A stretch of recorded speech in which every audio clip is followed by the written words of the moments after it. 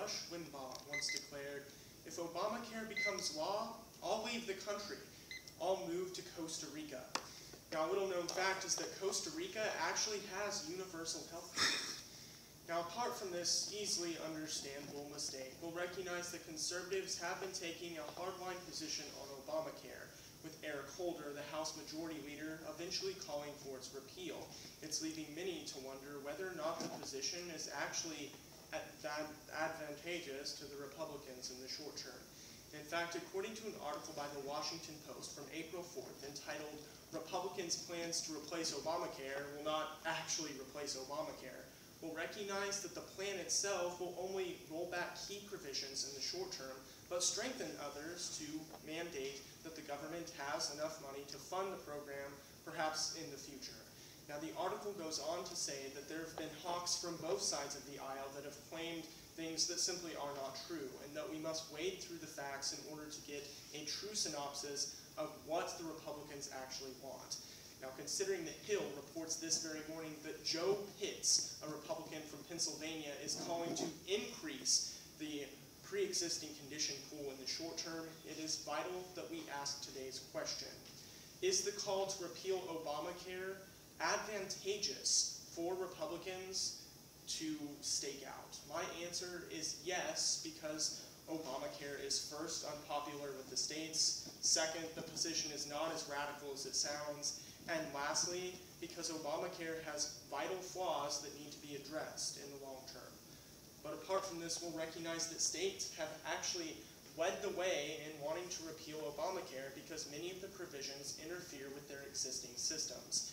An article by the Heritage Institute reports on April 3rd of this month that many states, such as Arkansas, led by their representative Beebe, wants to repeal key provisions of Obamacare in order to roll back the procedures that take effect in 2014. Now, the article specifically references that insurance companies have been dodging the loopholes, which threatens to increase premiums for everyone, whether you're on government or private insurance. But apart from this, we'll also recognize that the Kaiser Family Foundation reports on April 2nd that these reforms will target not necessarily Obamacare as a whole, but will attempt to appeal to state governments, because approximately 10 state governments may not actually have 100% of the cost overruns covered as originally promised. Now, furthermore, if we look to an article by the Cato Institute as it was published on April 5th, we'll recognize that they don't necessarily agree with Obamacare, but they do lay out several key provisions that should be left to the states. Now, they specifically cite that 34 states have no longer adopted the position of exchanges that has been defined by the federal government, and thus save the tax revenue of very large concentrations of their populations, nearly $2,000 a year on extra taxes that would come into effect with Obamacare's full provisions. Thus, states will lead the way, and Republicans have been able to appeal to those states because they simply don't like Obamacare. But apart from this, we'll recognize that the situation is not as political as it seems. Now, the Affordable Care Act, also known as the Rush Limbaugh Deportation Act, is set to take into effect even deeper measures in 2014, but some of these measures are very unpopular with the American public.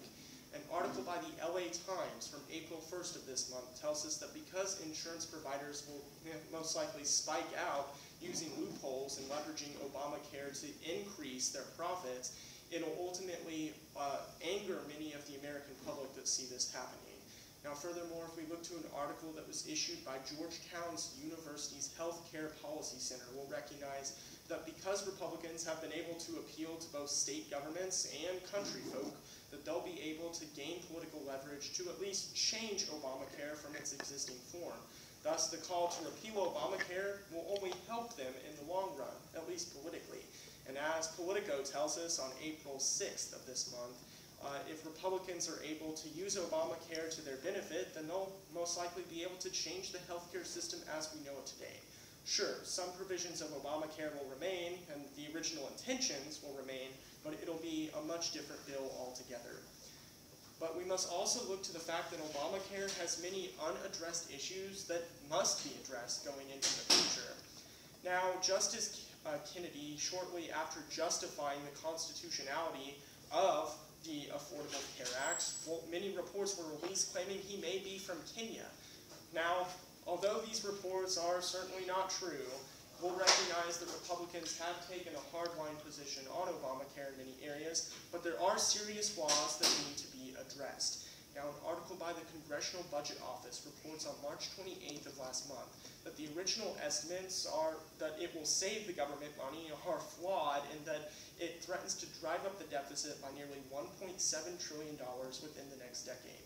Furthermore, they cite the fact that now an estimated 7 million people will be left without their company's health care plans because the companies will refuse to abide by the law in its fullest measures. Thus, although you can still have private health insurance and you can still get insurance through your business, less businesses will be inclined to actually give such policies to their employees.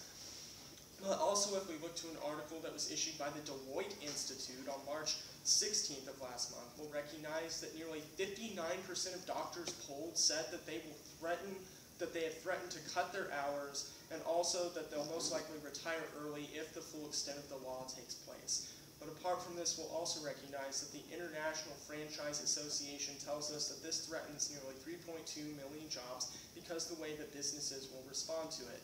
They don't want to abide by an overarching federal policy. Thus, Republicans that have always been able to appeal to the conservative ego and the business ego will have better political leverage if they call for Obamacare's repeal in the future. So in reflecting on today's question, we'll recognize that it's very advantageous for the Republicans to advocate the repeal of Obamacare. Now, whether you agree with Obamacare or you believe it's flawed in many different ways, you'll recognize that the Republicans will gain leverage by calling for it to be reformed, even if Rush Limbaugh leaves the country.